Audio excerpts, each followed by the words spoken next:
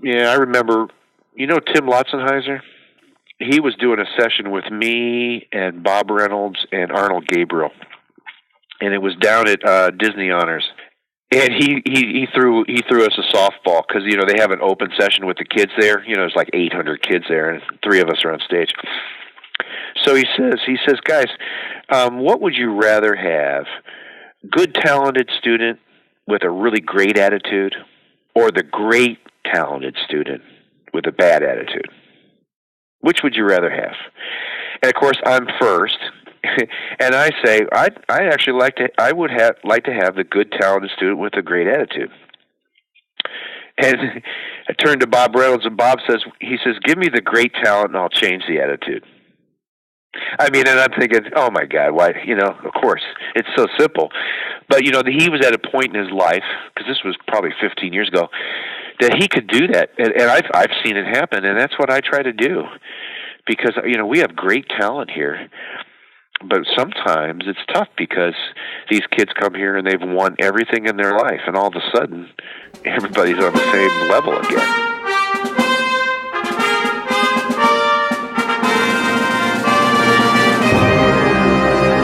Hello, everyone. Welcome to Everything Band, a podcast that features conversations with composers, conductors, and performers of music for winds and percussion. My name is Mark Connor. I'm a composer and educator, and each week I have the great fortune to speak with and share the stories and wisdom of musicians and leaders in the band community. Before we begin, I'd like to thank all of you for listening. I really appreciate your time, and I hope that you are finding value from these interviews. I rely on word of mouth and social media to bring the show to new listeners. If you think you know 1 or 2 people who might find these interviews useful, please let them know about it. You can also help by following me and sharing posts on Facebook, Instagram, Twitter, and YouTube. Everything Band is sponsored by Celtic Horizon Arts, the leading tour operator for the arts in the United Kingdom and Ireland. Celtic Horizon Arts hosts bands, orchestras, and choirs from around the world, and they are now taking inquiries for their 2020 Band Festival in Limerick, Ireland. This festival, featuring composer Johan de May, will include clinics, masterclasses, and cultural exchanges. Bands and individual musicians are all welcome to participate and can find out more by contacting Keith Kelly at keith@CelticHorizonTours.com or find out more on Facebook at Celtic Horizon Arts. Now, on to my guest, Mark Scatterday. Hi, Mark. Hi, how are you doing, Mark? I'm doing really well. Thanks so much for joining me. We've had a little bit of technical problems. I'll tell that for the listeners, and I'm really happy that you've been patient with me. Oh, no problem. Things happen. Yeah, they do. So, Mark, for those of my listeners who may not know what you do and who you are, could you introduce yourself? Sure. I'm the conductor of the Eastman Wind Ensemble, the 4th conductor. I came to Eastman to start this position in 2002. Before that, I was at Cornell University for 13 years as director of wind ensembles and chair of the music department. And before that, I was a doctoral student at Eastman, and I taught public school in Ohio before that. And then before that, I did a master's in trombone performance at University of Michigan, and my undergrad is from the University of Akron in performance and education. So, Mark, can you tell my listeners how you got started in music as a child? Sure. Both my grandparents were professional singers in the Cleveland area. I grew up just south of Cleveland in Akron. And my mother was an artist and my father a mathematician. But every day we had music in the house. My grandparents were very active with their grandchildren, and they had very successful music careers, not only as singers but pianists. And so singing was, huge in the house. And I started piano at 7 and viola at 9, and then trombone later in high school. So, when I look back at, my experiences early on, it kind of makes sense that I'm a conductor now. That really wasn't the plan, but, singing and playing a string instrument, a wind instrument, has really made me feel comfortable in a lot of musical arenas and venues. And so the wind ensemble was just kind of an extension of where kind of I was heading. My father also was a mathematics teacher, so I lived with a teacher my whole life and saw his career and his life, and really was probably very, very influenced by that, and also my mother's artwork. So there was a lot going into it in the first maybe couple decades of my life. Just kind of saying you need to be a musician. I mean, a lot of students here at Eastman and at Cornell used to ask me, when did I decide to get into music? And I never really had to make that decision. It was just kind of understood that's where I was going, and never felt any pressure that way from anybody. It's just that's what I love to do. That's cool. Yeah, I mean, it's everyone that I talk to for the podcast has a slightly different path in, but it's unusual for someone to say that they didn't have a moment where they decided that they were going to be a musician. Yeah, I never doubted that. It's interesting, and nobody ever asked me, and I think that I won a lot of piano competitions as a younger child in the Cleveland area, and I think it was kind of understood that I was going to be a pianist. But what I found is I was much happier making music with other people. And the piano world, especially in practicing and everything, is a pretty singular existence. And I knew early on that I needed to be in the same room with a lot of people making music. That's where I was the happiest. Oh, that's cool. Yeah, I was the same way. Both my parents were teachers, and so I always knew I was going to teach something. Yeah, I had a really good influence in teaching. Teaching was never ever a backup for me. I did at one point, since I was studying with a Cleveland Orchestra member, I did want to play trombone in the Cleveland Orchestra eventually. but teaching was never ever something in case that didn't work out. And I tell students here too, particularly the performance majors that are thinking that they're not going to teach. They all teach. Whether they have their own private studio or this and that. And for me, teaching is just another outlet for me to communicate to people in a different way. And I mean, we're always teaching as a conductor. I mean, that's what maestro means, I guess. And it's when I'm in Japan, it's scat sensei. They take the first part of your name and they add sensei to it. So, and teaching over there is just like revered. And if you're a musician or an artist, even more. So if you're an art teacher, like in Asia, I mean that's one of the highest professions you can have. It's very, very respected and well thought of. So I always tell a lot of students around here, don't underestimate the power of teaching and how fun it is. The chorus with Bob Page when I was in my teens, I just saw so many great conductors and experienced so many great teachers. Those were my biggest influences on me. Mm-hmm. And so when did you decide that conducting was the path? Well, through my undergrad, I always felt comfortable conducting, but, I knew that I needed to be a good conductor if I was going to teach public school. But I still was on that Cleveland Orchestra mission. And I went to University of Michigan after my undergrad, and the trombone really took off. I had a great teacher. After Ed Anderson, the Cleveland Orchestra, I studied with Dennis Smith at University of Michigan after I studied with Ed Zadrozny at Akron, and those guys were all great for me. But Dennis was kind of the one that really turned the switch for me as a player. I was always pretty high maintenance as a player. I needed a lot of practice, but Dennis, maybe it was also that I was more experienced because I really came to trombone, later in life.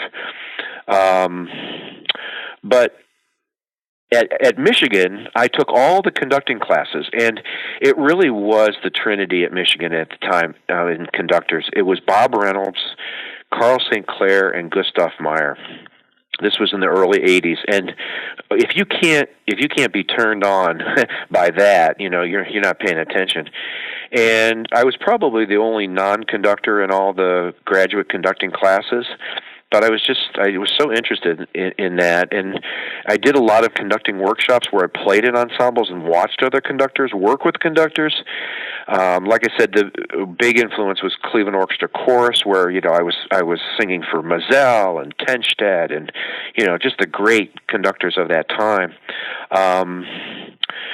And then I probably was on my 28th or 29th orchestra audition, where the phone rang and there was a public school job that opened up after I did my master's. And I thought, well, I just got engaged. I'm going to have to start making a living. So I took that job, and all of a sudden, every day I'm up in front of a group, and I'm a conductor.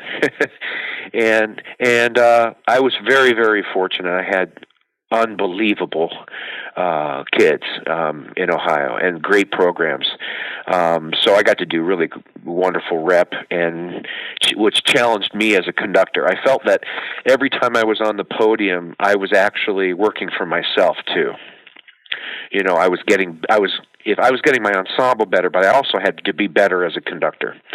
And that really turned me on. And then I met Don Hunsberger in '86 at a music festival that we played. And he said, "What are you doing next year?" And I said, "Well, I'm doing this." He said, you could really do well in our DMA program at Eastman. And I thought, oh. Well, I thought about that maybe years down the road, because I was only 26 at the time. So I went and auditioned and got in, and that, of course, that changed my life. That was really something that got my attention. Like, hey, you can do this, and it's actually a lot of fun. I mean, fancy that, finding a profession that you can make money at and have fun. So, you heard all the horror stories about playing in orchestras the rest of my life and never being happy. I decided to kind of take that under my own gun there. I always tell students here they're auditioning. I auditioned for so many orchestras. I won 2 small jobs that I probably couldn't have made a full living on. But I got tired of being behind the screen. And I felt like I had something more to offer than just my sound as a musician. And I said, they can't really audition conductors behind a screen. And so I thought, maybe I should really take this seriously. So I'm glad I did. And I still do a little playing, but it's like, it gets harder and harder as you get older. But I play a lot of piano and I sing a lot. And all my students have to do a lot of singing. Singing to me is everything. Well, a couple things you said there. The first, you talked about the idea of auditions, and it reminds me of an anecdote. I think it's anecdotal, of course, but I think it's Dan Parentoni, the tuba professor at Indiana, is fond of saying that you have a better chance of becoming a U.S. senator than winning a tuba audition. Yeah, it probably is. I mean, I missed my opportunity with the Cleveland Orchestra, because when my teacher retired, the next person that won that job was going to be there the rest of their life and my life. Yeah. I mean, those jobs don't open up more than once in a lifetime. So, yeah. But I honestly think that I'm happier now than I would be if I had just finished my 37th year of playing in an orchestra. I think I have more fun when I get to make some decisions about the music making, and I get a new crew of kids every year, so that's refreshing. And they push me, and what they always say about teaching is you get older and the kids stay the same age.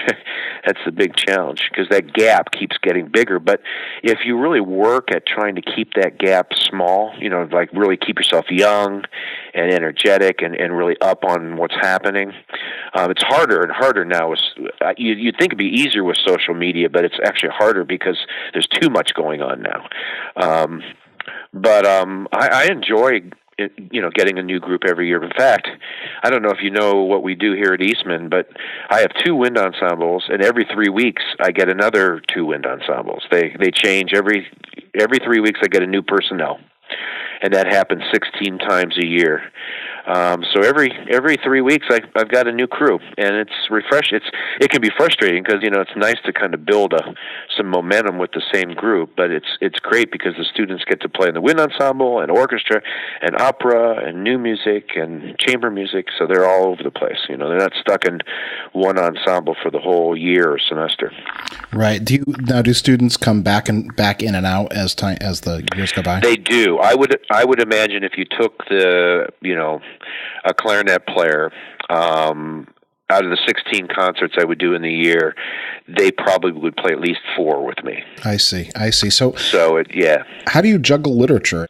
We average between the two wind ensembles about 85 works a year, and I try to do a good balance of standard repertoire and new repertoire and chamber music.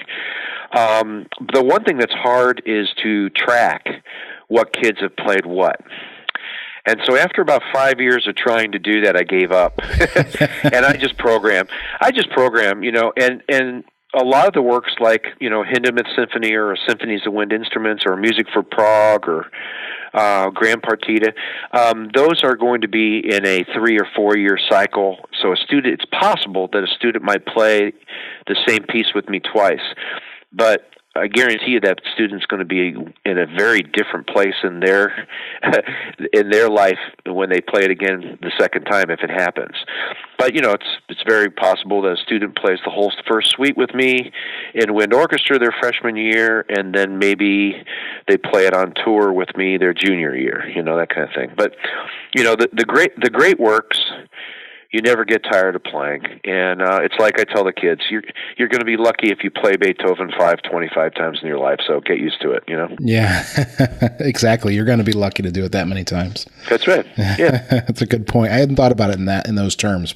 Well, that's why it's important to do great repertoire, because if the students are playing it again, they're going to be just as excited as you are to do it again. Mm-hmm. Sure. And so, we do a lot of repertoire here. Maybe that's one and done, because we do a lot of commissioning and premiering and various things. And I really try to do those pieces more than once, because that's kind of the job as a commissioner or a premierer, is to try to give a piece more than one chance. But the one thing that's great about our repertoire, just since I've been in this business, is it's grown so much. It's really much easier to program great music than to try to fill in with a bunch of stuff that you don't really like just because you need a program. I'm really excited about the wind repertoire and how fast it's grown in quality and the amount. Yeah, I think that's certainly something that's been pretty important the last 20, 25, 30 years. Yeah. I think there's more composers who are turning to the wind ensemble and realizing that it's a great medium and has opportunity for them. Yeah, and they also know that wind ensembles are excited about doing new music. The orchestra is challenged because they have to do Brahms and Beethoven and Mozart. And they have so much of a commitment to all the great concertos and everything. So when does that leave time for a lot of new music?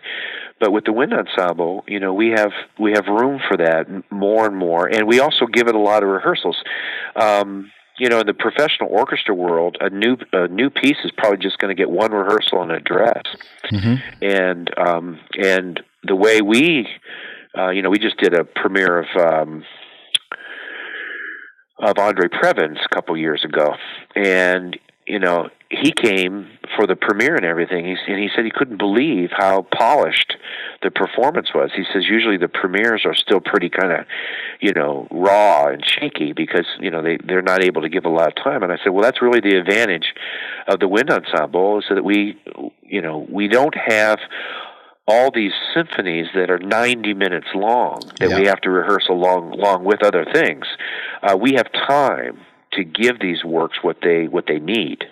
Boy, I just keep wanting to go through different topics here. I guess I'm going to ask you about this since we're talking about literature. You say you program 85 pieces a year, and I know that many of these scores you've got under your belt pretty well, but how do you manage to do that much score study? That must be a tremendous amount of work. It's fun. Especially when I'm on the road, like if I'm in Japan, I've got a lot of downtime. I take about maybe 10 to 15 scores with me just to learn that I'm not even doing there. But I also have, I have DMAs here that are conducting on concerts with me. So they're some of the pieces they're preparing, and I'm learning them while they're conducting them. You see, there may be a brand new work that I don't know that the student brought to me and said, "I'd really love to do this with the wind orchestra." I said, "Hey, let's go. It looks pretty good," but I don't know the piece. but I certainly can help him with his conducting. And I'm in all the rehearsals that these conductors are doing, and sometimes I'm learning the piece on the fly. My student may know more technically about the music, that particular piece. And so what I'm doing in the room is I'm coaching the ensemble from what I hear, and I'm coaching him as a conductor. Mm-hmm. Sure. Yeah. So I would say that I'm not learning 85 works a year. I would say probably 2/3 of the repertoire that I do each year I've done at least once. So probably 1/3 of the repertoire is new to me. I have many high school and middle school conductors listening. Do you have any tips for score study, or maybe some lesson in conducting that you tell all of your students? Yeah, I think the one thing that I learned early on, because when I was younger, all of us, we used to open a score and start conducting it right away, and figuring out where the hard meter changes were, tempo changes, and just start marking things, right away. And I found it's better to take the time to read through a score like a book. And just look through it. Go through, see where some things are, turn each page, and just kind of digest everything without a pencil in your hand, and for sure without headphones in your ears. And if you can do that, then the next step, of course, is maybe to listen to a recording, but not listen to something before you've read it. And so I've always said, a score can be like a book. Go ahead and read it first. See what you learn just with your eyes. And actually, the second stage, before even listening to recording, is what I try to do is sing. I try to sing as much of the piece as I can, all the parts. And then the recording sometimes will either confirm I was right, or boy, I didn't really sing that correctly. I didn't catch that. So the recording is a little bit further down the line for me after a couple of days of kind of living with the music myself and trying to internalize it myself. I may even before the recording spend some time with the piano too, and just trying to get my pitch areas and modulations and various things in my ear. So I think the hardest thing, the easiest thing today, because you can just push a button and on YouTube you can probably find almost everything that we do, is to just open a score and start listening to somebody else's interpretation. Yep. And it's dangerous. I know that sometimes you have to do it because you're in a hurry and everything, but for the really major works that you're going to spend time with your whole life, try to digest it so that it stays with you. I always compare it to like cramming for a test. If you open a score and put on the recording, it's not going to stay with you. But if you open the score, read it, then sing it, then play it at the piano, or vice versa, and then maybe listen to a really good recording, not just the first one that comes up on YouTube. But you should, the conductor and or the ensemble should be recognizable, mm-hmm. in terms of what you're listening to. There's a lot that goes into it, and then maybe start marking the score then. But that's after about 4 or 5 days for me. I don't mark anything until after I know a lot about the piece and I have it internally. And then at that point, if let's say it's a standard score of music that I'm going to do the rest of my life, I will have a study score and a performance score. I'll try to have 2. And if I bought a score, I think it's okay for me to make a copy, just for a study score. And so I'll mark up a lot of things that I don't need in performance, but I may need in rehearsal. And instead of erasing all this stuff, I'll have my performance score that eventually has my markings for performance. But if you look in my drawers here in my office, most of the big pieces, like a music for Prague, there are 2 scores. There's my score that I've lived with for 35 years, that I've written everything that I know about the piece and Husa in the score, but I don't want to conduct from that. I want to have a score that all I really need is what I know that I'm going to need in performance. Like I guess what I tell a lot of my students is, a group needs you about 80% of the time the first rehearsal. And by the performance, they should only need you 20% of the time. That should flip-flop. And it's the same thing with scores, is that by the time you get to the performance, you should only need your score about 20% of the time. So if I see guys marking up their scores way too much, with too much stuff. Mm-hmm. And then you can barely see the notes anymore. And, they got all these color schemes and this and that. And they mark every pianissimo straight down the line for 37 different instruments. I'm thinking, okay. and it's usually because they start marking too soon, mm-hmm. And then I'm also thinking, okay, you have this circle that says clarinets, and have the clarinets really moved that much in the score so that you have to mark it that way, or is it something else you want to mark there? Maybe it is the dynamic, or maybe it is the phrasing. So my performance scores have more, I think, meaningful markings. Okay, and my study or practice scores, I don't mind putting everything in. I don't mind marking it all, but I don't want to conduct with that eventually in the performance. It's just too much. I end up looking down too much. It's distracting. But I think the biggest thing, bottom line, after all I just said, is internalizing it, getting it so that in the middle of your rehearsal, if a clarinetist raises hands, third clarinet, measure 37, Dr. Scatterday, I don't understand this lick, and if I can just sing it, it's that's what I need to do, and especially when I'm conducting in different countries that English is the main language. That's how I get by. Instead of saying, well, I want the first note to be a little longer, the third note to be higher, and the last note accented, I just sing it that way. Like in Japan, they go hi, and they do it. But I do a lot of singing and a lot of whistling, actually, when stuff is really out of my range. And I think it's maybe more indicative of the lick. I'll do some whistling, but I think conductors need to be willing to sing from the podium a lot more. What are you going to do? Pick up your trumpet cold, and sound worse than the kids in the room? But you've got your voice. You've got your voice with you 24/7. But the key is, if you haven't internalized the score, you're not going to be able to sing it on the fly, under pressure in front of your students. In tune, in pitch, with a good sound. Mm-hmm. And that's why, a lot of instrumental conductors, they say, take voice lessons, sing in the choir, be comfortable with your voice. Be able to take advantage that anywhere that anybody asks you something, you can say, oh, it goes like this, Mm-hmm. Yeah, that's so important, but I think it starts with the score preparation. That you sit down and you try to sing what's in the score, and if you can't sing it, you teach yourself how. Yeah, I agree with that. Boy, I wish all my former air training students could listen to you talk about the importance of singing. It's everything. I don't know how many times I've had instrumentalists come in saying, well, I don't need to sing, or I don't want to sing, or I'm not good at it. Well, we're musicians. It's the same thing with the piano, too. And I give all my DMAs a piano exam and a singing exam. And they have to sing from a part, and they also have to sing from a score. They have to play from a score. They have to play something I prepared for them.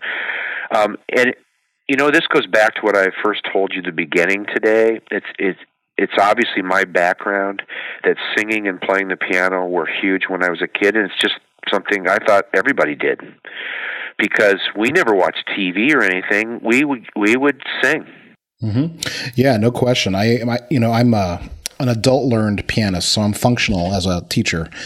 And so my wife and I, our rule for our kids is if you want to play an instrument, you have to take piano lessons in addition to that instrument. It's sort of our household rule. They don't have to be musicians, but if they're going to be. That's right. You just never know. And playing the piano and singing can do so much more for you than just you becoming a professional musician. I think the thing is, that we've got to get kids to experience this early in their life, because as you said, you're an adult learned pianist. That's so hard as an adult to learn to do something like that.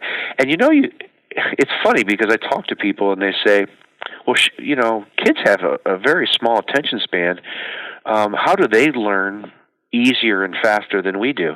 And I said, actually, we have the small attention span as adults. Kids, if I told a kid, let's say 7 years old, and it was like a hand-in exercise, for piano, I'd say, okay, now do this 100 times this week and come back and play it for me next week. They'd do it. Right. They would do it absolutely 100 times.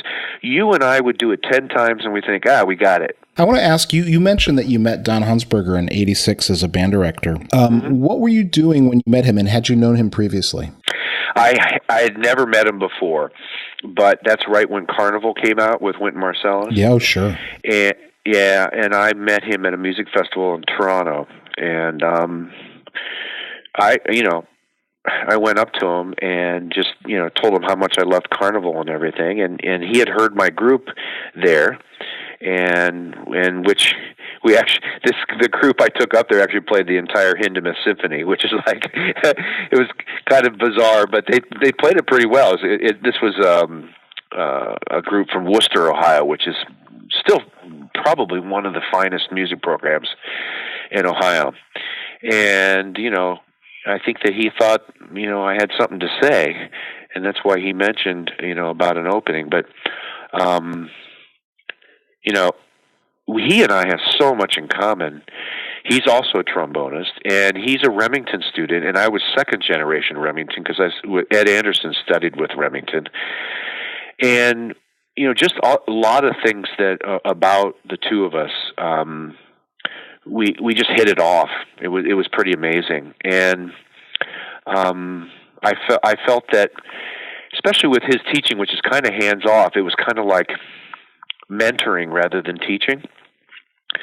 And I think the thing that I learned most from him, especially when I came here, is just what a class act he was, and how he treated people with respect, but he had such high expectations for people.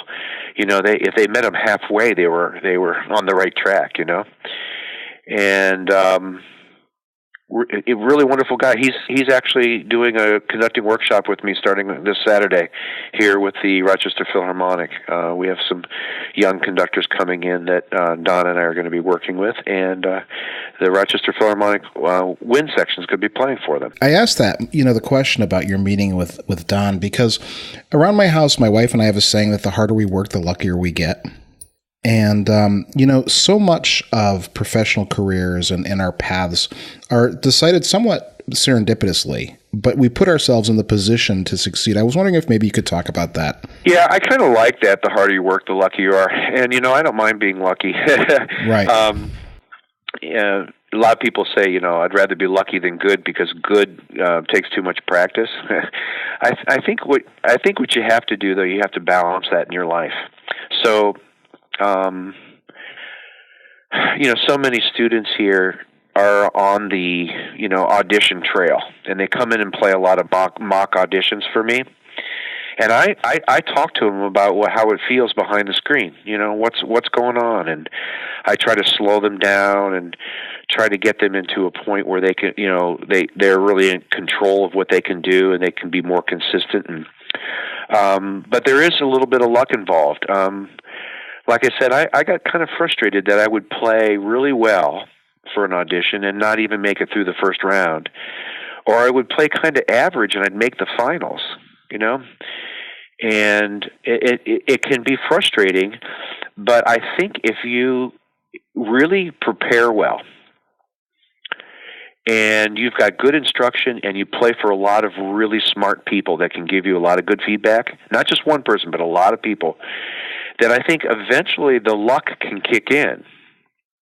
Because you might be the one person they're looking for that has a certain sound. Or like when you get to the finals and the screen goes down, they just love your personality, and they know that you're going to be a great, artistic citizen in the orchestra and get along with the section and things like that. And it just happens that you showed up for that one. Or, you hear all these stories where, I really wasn't going to do that audition for BSO, but I decided at the last minute to go and I won it, And, that's not the full story, because the full story is they were prepared. And one of the things that I think my students sometimes don't realize right away is you have to be prepared before that opportunity comes. You can't wait for somebody to call you on the phone and say, can you play this gig? There's no rehearsal, but do you know this piece? Right. And if you don't know it beforehand, then that's an opportunity lost. I mean, let's say a conductor gets sick. For instance, we're doing the Fennell workshop here a couple of years ago, and I had Dick Decker, who was the general manager of the Rochester Philharmonic. I had him talk to the conductors, do a session with them about the professional world that they're looking at. And in the middle of his talk, his phone rings. Okay, so he answers the phone in front of everybody because he could see who it was. The conductor that was supposed to conduct the rehearsal that day with the RPO missed his flight. So he gets off the phone and he looks at these students in my workshop, and he says, "Does anybody know this piece? Can anybody conduct this piece today?" And one kid raised his hand. Because a lot of them were wind conductors, but we have a real mix for the Fennell. There's a lot of orchestra guys that come in there too, and it's good for them. But this one guy, he says, "Yes, I've conducted this piece before." And so he said, Dick said, "Well, see me after this session. I'd like to talk to you." So they talked after the session, and he got the feeling that this kid really could do it. And he said, "Okay, man, 2:30 this afternoon, you're on." And the guy got paid, and he got actually Dick gave him a video kind of recording of it. And there's another step. He's got a connection. He's got a reference. It's kind of an unusual story, but nobody's going to raise their hand if they don't know the piece, or even if they do, they're they're going to be in trouble, right? So, I think when I was in elementary school, there's that Abraham Lincoln saying, it was above our stage in our auditorium, about I will study and work hard, and someday my opportunity will come. So, but I'm also a big believer of fate and destiny. Now, I don't think that has anything to do with luck. It's not superstitious, but I do believe in karma. I believe that good things happen to good people, and I tell my students I have a 3-pronged recipe for success, and I always ask them to guess, what it is. And of course, most of the time they guess, working hard. I say, but the first one's talent. Now, we're all talented, but you got to have talent and then work hard. But what's the third one? And nobody ever guesses the third one. And the third one is treat people well. Because if you have talent and you work hard and you treat people well, by God, something's going to happen for you. No, it's something I say a lot on this show, because it took me a long time to learn that lesson as a young person. And now as I'm in my middle years, I'm finding that kindness has gotten me farther than anything else in my career. Well, I don't know how old you are, but I'm going to be 60 next year. And I didn't, with a lot of the people that I experienced in this profession, I didn't see a lot of that. But the people like Bob Reynolds and Dennis Smith and Carl St. Clair and Gustav Meyer, guys like that really changed my life. They were kind to me. But they were very, like I said, like Don, probably the kindest person I know. They were very insistent that you either, set your sights high or go do something else. Yeah, sometimes that is a kindness, though. It is. I think at part of being a teacher is assessing a situation where is a kid doing the thing that he should be doing. because life is too short, and you don't have to be stuck in something just because somebody told you when you were 14 you were good at it. Because if it doesn't work out, in 10 years you're still going to be unhappy. In 20 years, even more unhappy. I mean, I see sometimes these kids that just struggle so much with their ears, and it's kind of scary. It's kind of scary when I get a kid who's a pretty good trumpet player and everything, but can't hear pitch, and can't even sing back pitch to me in tune. And I'm thinking, I know there are a lot of exercises, to get this back. But I think there are certain natural things in every profession, that you can do that you should have. For instance, a lot of people will ask me questions about, what's the key to learning how to teach? Well, you've got to know a lot of stuff. You've got to be able to share a lot of information and experiences with people. But I also think there's a huge amount of teaching that you're born with. And, part of it's your personality and everything, but it's also how you treat other people and how you interact with others. And, how are your communication skills? One person can say one thing a certain way, and another person can say the same thing a different way and get tenfold results. And some of that's not really teachable. It's about how you feel about the people that you have in the room, whether you know them or not. Like, I'm going into a rehearsal in about an hour, and I'm going to know about half the people. They're music educators from Rochester. It's a symphonic band that gets together, and they all play together because they just love playing with each other. And it's just such a ball. And they know that I'm having the best time with them because, first of all, I respect them so much that they're just giving their time to be together. And they're walking the walk. They ask their students to do something, and they get together on their free time and do it themselves. I think about my college music education, my undergrad music education professor who used to tell us that you have to love the students enough to have hard conversations. That's right. And be honest with them. Yeah, honesty sometimes can can seem mean. When I'm a very direct person, and even in front of other players in the ensemble, I will say something to a student and not beat around the bush.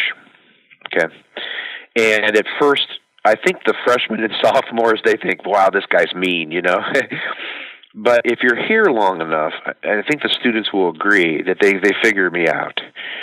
That, first of all, my only job here is their success. That's my only job.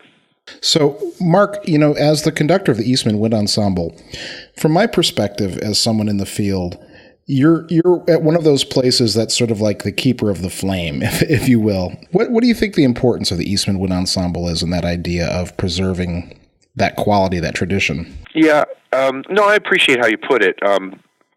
It's a standard, that Fred started a long time ago, and that Don did for 37 years, holding it really high to everybody, and just trying to raise everybody's idea of what we can do. And, part of my job is to keep polishing that and not mess it up, but it's a big responsibility for me to keep, that flame really, really bright.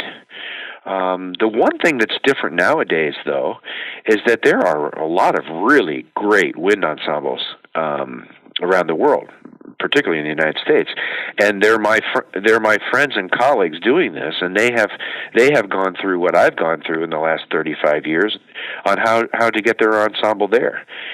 And the Eastman Wind Ensemble is as a founding group, I think it still has a cachet that people look up to keep setting that standard. But I think a lot of groups have gotten to a certain point where, you close your eyes, their standard is really high too. There's one thing that's a little different, though, and that's the one thing that a lot of people can't put a finger on, but I think it has a lot to do with the teaching here, is that the Eastman Wind Ensemble has always been identifiable, the sound. Sure. And I used to think it was the Eastman Theater that made the difference, because all the original recordings were done in the theater. And, you could put on, Holst 1, Marine Band, Eastman Wind Ensemble, University of Illinois. I mean, and you knew with the Eastman sound, okay? Until we would go on tour, and we'd play in all these different halls, and some of them weren't very good, like a convention center or something, and it still sounded like the Eastman Wind Ensemble. And I thought, gosh, okay. Well, first of all, I still think the Eastman Theater trains these kids in a special way, because it's such a great room. They play in it all the time. It's not just for their performances. We rehearse in there quite a bit, too. It gives these kids such great feedback. Sometimes I'll just release a chord, and I'll just look at them. And they know what I'm thinking. I'm saying, listen, like Fred used to have in his room, a big sign in his room just said, listen.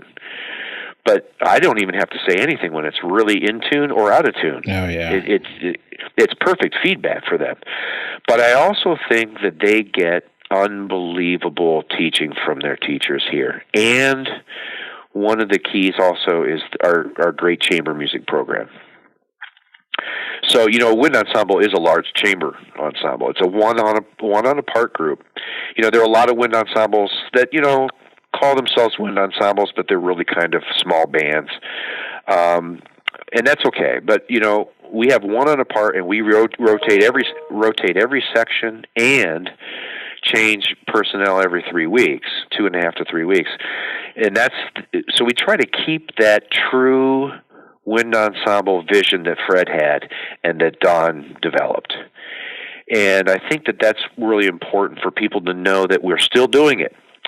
And it's not a hybrid. It never intended to replace the symphonic band or concert band or whatever you want to call the larger group. Fred never intended that. He thought that was a beautiful thing too. He basically was just saying, well, what about this? Yeah, well, there's literature, and there was a tradition of that literature prior to the band movement. Oh, yeah, for sure. When you think of, some of the things like, Gabrieli and Mozart and Strauss and Stravinsky. So, yeah, it was all out there, but, most of the bands were just playing transcriptions at the time. So, I think we've done a really great job in 66 years of promoting something different and, lean and mean and very, very pedagogically sound for the student. Because these students, they own the part, nobody else does, and if they don't play that note, it's missing. Mm-hmm. There's nobody next to them that's going to play it. It's just like the orchestra. So I treat the wind ensemble like the orchestra wind section. Sure. Like Persichetti said when somebody asked him why he wrote his 6th symphony for band, he said, I realized by the 57th bar the strings were never going to come in. And, that's why it's a great piece. And it really works well for a band and for a wind ensemble. Because the composer just wrote music, his music. He didn't write a band piece. He just wrote his music. And I like to think of the wind ensemble as being, an orchestra wind group with harp, extended percussion, harp and piano, and string bass. Yeah. And so to me, when a kid's in the Eastman Wind Ensemble, he or she is preparing themselves for whatever they want to do in their life, including the orchestra. I mean, if you go up to the Chris Martins of the world, who graduated from Eastman and now plays principal trumpet in the New York Philharmonic. If you go up to anybody that went to Eastman that's playing in a major orchestra today and say, okay, now that you've made it in your life, tell us where you really did learn how to play the trumpet in an ensemble. And they're going to say the Eastman Wind Ensemble because they were constantly playing. They were not counting measures rest. They're playing great repertoire. They're around other really great players. They had good conductors, and that's where they learned. And I never want the students to feel like the wind ensemble is a place for them to be until they get their next orchestra experience. The way we rotate, kind of in between. I want them to think that they're benefiting from being in there just as much as they would if they were playing the orchestra or the opera or new music. So that's the key.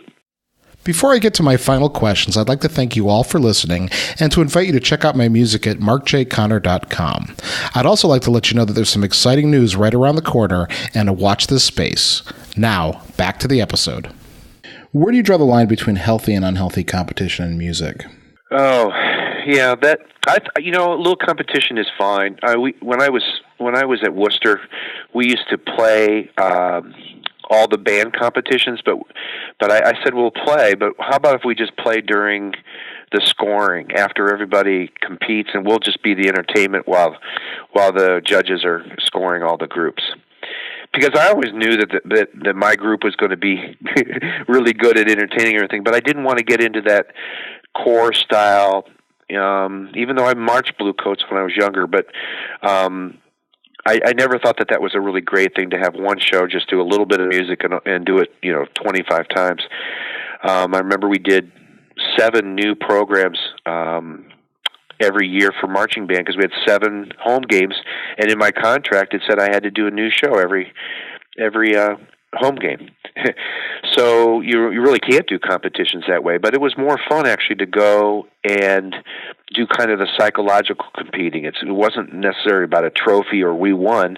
It's just that people, they know, okay, hey, these kids are good. They're really good. I took my band to contest in Ohio, but it was for a rating, which I knew that everybody could get a 1. I always took them to the AAA. It was either AA or AAA. I don't know what the highest repertoire selection was. And there was sight reading as part of it, and you gave a program. You did districts, and then you did state, and it was a competition. But everybody could get a 1 if they were all good. I think that's healthy. I don't really like to see, especially with younger kids in public school. I don't like to see there being a situation where somebody's a winner and somebody's a loser. They're going to have to encounter that later in their life. Like when they audition for a job or interview for a job, this and that.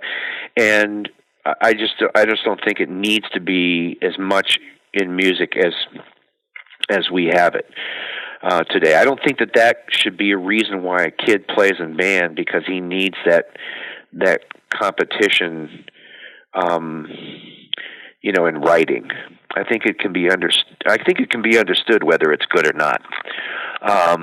Yeah. So that's a tough question for me because I did a lot of competing, not only as a young player, but also entered some things when I was teaching. And it's easier for me to, sit on my, ivory tower right now and say, I don't think there should be any competition music. That's not what I'm saying. I just think there needs to be a really good balance. I think it would, I would go back and do a music festival again, like in Toronto or Hershey or where, all these great places where they have, competitions. I would do it again, but I just wouldn't make it kind of the pinnacle of what I'm trying to do with the students. And I would sacrifice that rating to do more varied music rather than the same program all the time. And I think that's my bottom line, is a lot of times competition brings out repetition of music that the kids aren't learning a lot. I experienced this in Asia too, where boy they play these pieces really, really well, but they're rehearsing them for like 6 months. But then we see that these students, they're not good sight readers. They really don't know how to read music the way they should. They've learned a lot by rote, and kids are smart. They'll pick it up even if they don't really understand rhythm. If they hear it a couple times, they can do it. Well, if they're playing a lot of different music and they're sight reading and they're preparing new music for lots of different programs, then they're becoming a musician. They actually are literate, and they can read music. And I'm not saying that, as a joke or anything. I sometimes wonder, I hear some fine playing, but I wonder if the kid can read music. Mark, how do you find work-life balance in a career as a musician? Well, I think that I have it a little bit easier than a lot of people because I don't have kids. If I had my own kids, I think it would be more difficult. But I feel like I'm living. I feel like I'm doing what I'm doing all the time, but it's not too much for me.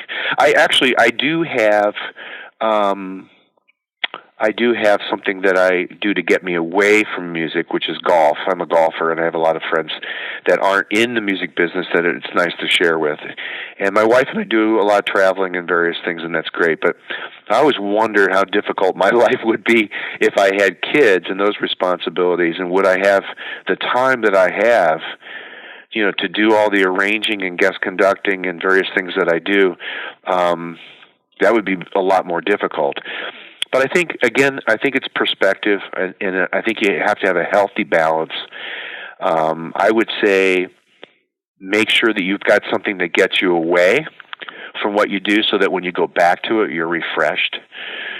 Have some kind of hobby that you like. In fact, with golf, there's a lot of parallels with conducting and music in golf that I can draw on. I feel like when I'm golfing, I'm not completely wasting my time. In terms of just focusing and eye-hand coordination and being in the moment and being under pressure, things like that you can relate to what we do. I think that's good. I also think that, you need to spread out what you do. So you can't, I think it's very difficult in our business because things come in bunches and then there's a time off. And you need to be able to kind of function in that way and not let it get you too stressed out. Because when it rains, it pours here. We have our busy times, and if you can prepare for those before they happen, like for instance on my off time, right? Like right now, I've got some time I can prepare for a lot of stuff that I'm doing in December.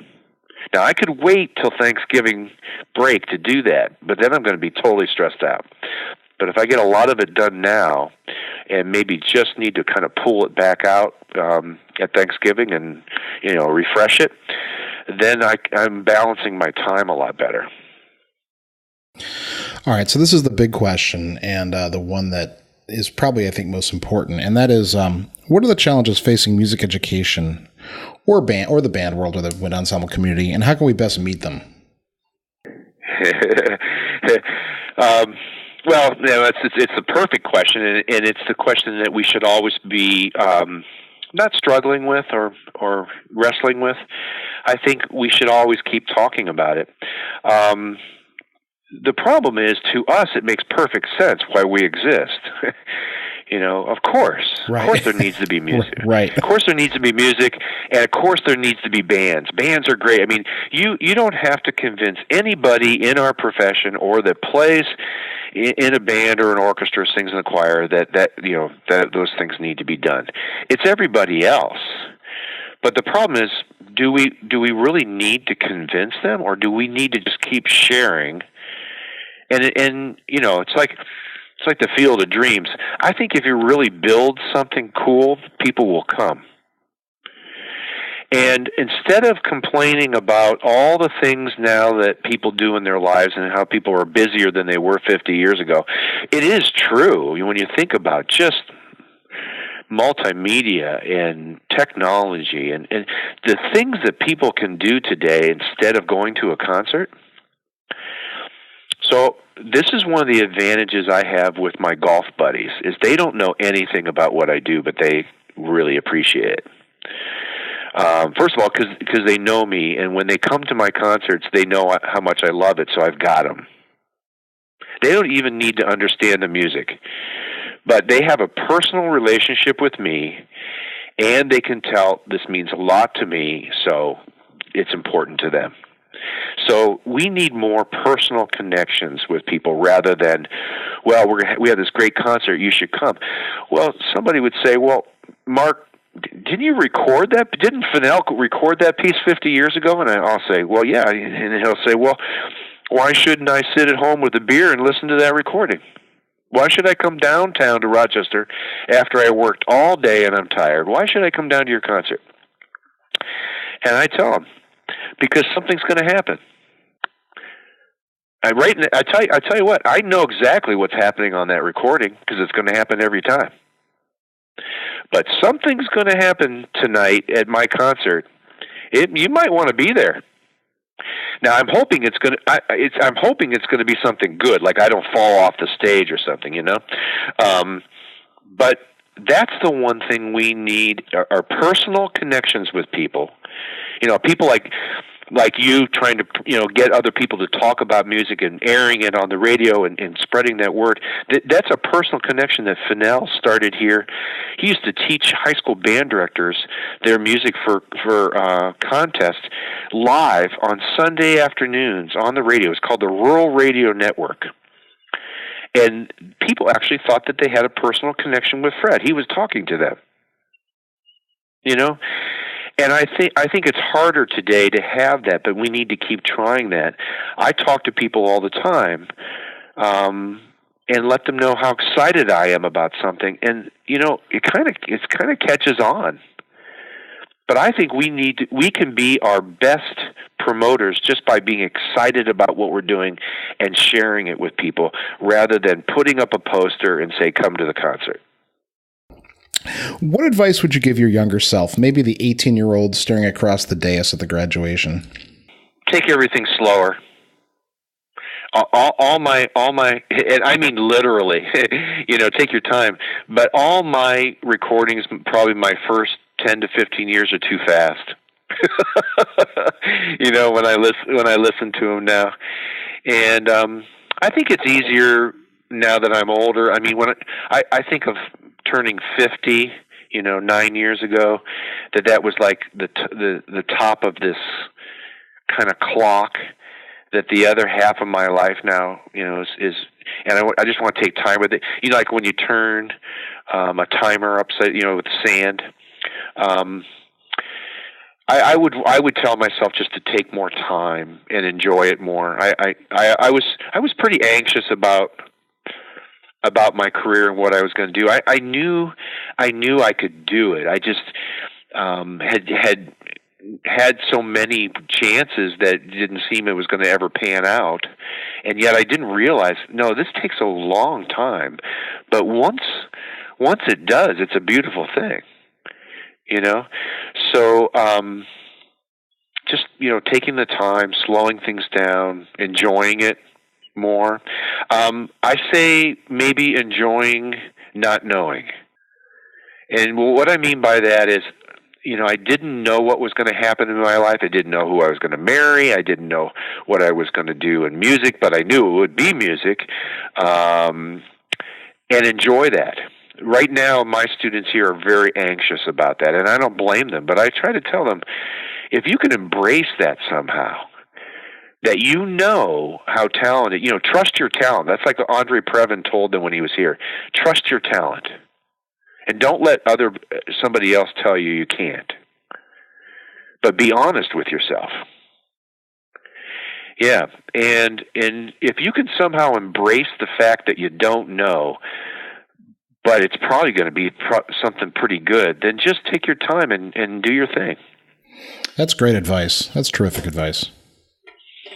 And like I said, you know, along the way, treating people well, it always helps, because what the students here are doing are developing, you know, all their, you know, associates the rest of their lives. Oh, I know it. And everybody that you meet, that you're in class with, that you're in ensemble with, those are your colleagues the rest of your life. And boy, the network is amazing. And you can't do any of this on your own. And it's okay, you know, to enjoy having friends and respect people that you're with and stay in touch with them and network with them. That's one of the reasons for music. You think about musicians getting together and performing together in a room and enjoying, like I said in the beginning of this interview, being together and enjoying it and having fun. It's supposed to be fun, I think. I think it's supposed to be fun. It is fun. Well, yes, I sometimes wonder, when you said the 18-year-old me, I sometimes get a little bit worried about the 18-year-old nowadays. I tell the students to play with joy. Right. Absolutely. Some people want to know how you're doing. Like some of the crazy music that I play, people aren't real sure if it was right or not, And I tell the students, you got to sell it. There's another part of being an entertainer. When you play that, and let's say I have you stand for a bow, you smile. You let people know how lucky you are to be a musician and enjoy it. So play with joy, but also acknowledge when people are clapping for you that you're having a great time, and then they will. It's so surprising. Kids think that they have to be so serious, and I'm thinking, gosh, you can be serious, but how about play with some joy and enjoy it yourself. So, Mark, what's your favorite work for wind ensemble or band? Or the way I usually ask it is, what would be the final work for wind ensemble that you'd want to conduct? I'm perfectly happy to answer what's the greatest work for band and which one I would want to conduct, in the end. So it would be Chorale Husa, Music for Prague. So without a doubt, it's the finest piece in our repertoire, and it also would be the one that I would, if I only had one more piece to do, I would do it again. And so I'm a little biased because he and I were very good friends and very close. But that piece changed my life, and he changed my life too. So reason it's getting a harder and harder question is there's so many great pieces in the world that are coming into the repertoire. I mean, when you think about the Mozart Grand Partita, when you think about Stravinsky Symphonies of Wind Instruments, the Hindemith Symphony, Lincoln Scherpozzi, and then you've got guys like Maslanka, which I think his Fourth Symphony has got to be in my top 10. Yeah, sure, absolutely. Yeah. It's pretty cool nowadays for that to be a hard question. Yeah, and there's some really fine composers who are making a huge impact right now, who are just coming to the prime of their careers. Oh, yeah. So, all right, Mark, is there anything coming up that you'd like to share or promote? Well, yeah, we're releasing a new recording of Jeff Tyzik's music that I'm really excited about. He's the pops conductor of the Rochester Philharmonic and a good friend of mine, and I've worked with him for years, and we just finished a recording of not all his music, but his wind music. It's coming out in October. We're starting a new recording of David Liptak's music, who teaches here at Eastman. And we've got a tour coming up where we're going to be playing Severance Hall in Cleveland. And then hopefully a China performance pretty soon. We're planning that. So we've got a lot of things, going on that are... Oh, we've got a centennial to celebrate here at Eastman, too, in 2021. So there's kind of a 3 to 5 year window here of different activities that the Eastman Wind Ensemble is going to be really involved in a prominent way. So it should be fun. So, Mark, how can people get in touch with you? Email. You can go through the Eastman website. My email's there pretty easily to get hold of me. That's probably the best way to start a conversation. With Facebook and things like that, I usually, that's more of a social thing for me. So, I'd love, to have any kind of, question about the Eastman Wind Ensemble or business or anything, maybe come through email. It's probably the best for me. And that's Scatterday at esm.rochester.edu. Excellent. Mark, this has been an absolutely delightful conversation for me. Just terrific. I want to thank you so much for your time. Well, thank you. It's been a lot of fun, and I've enjoyed talking to you. Thanks so much.